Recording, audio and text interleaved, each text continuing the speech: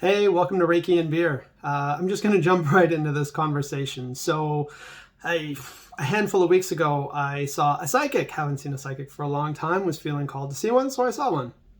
And in the conversation, she said that it would be a really good idea for me to start doing daily pages. So if you don't know what daily pages is when you get up in the morning, you take a notebook and you just do a big brain dump. So whatever comes to mind, you put down on paper. It doesn't have to make sense. It's whatever is there, you put on paper, and you don't really ever need to go back over it. But it's a really good way to dump everything that's in your head, and then you start fresh, and sometimes new ideas come out of it, and all kinds of really great creative things can come out of doing daily pages. Thought, great, yeah, psychic told me to do it, so I should do it. So I sat down. The first couple days, it was typical type of brain dump, the way that it should happen, and then I started hearing somebody dictating to me in my head.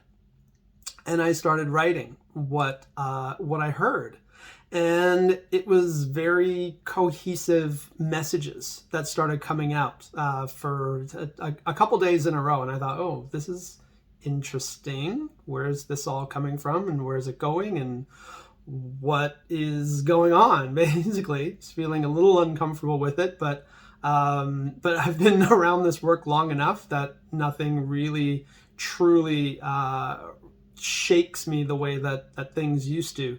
So I knew that I was channeling someone or something, or a bunch of someones or a bunch of some things, and I started to experiment with it a little bit, and so yes, it turns out that I started channeling, and it's come to me in the form of writing. So there's a lot of channels out there that will just speak, but I don't feel that I'm there yet. I think it's coming, but I'm not quite there yet.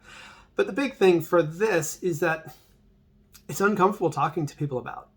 I just was on the phone with somebody who I was explaining some of what our business model is and how it's changing. And we were talking about social media and how to put things on social media. And I had to explain to somebody who I don't think really knew much about what it is we're up to, and explain to her that I'm channeling now. It was so uncomfortable, and it's something that I'm still kind of coming to terms with. I've accepted it, that this is something that's there, and I'm called to do it every day. If I actually don't do it every day, then I start to feel a little ill, like my body doesn't feel so well. And I realize that, because I actually was like, oh, okay, well, I'll get to it. And I was like, no, you need to be doing this every day, and it needs to be posted.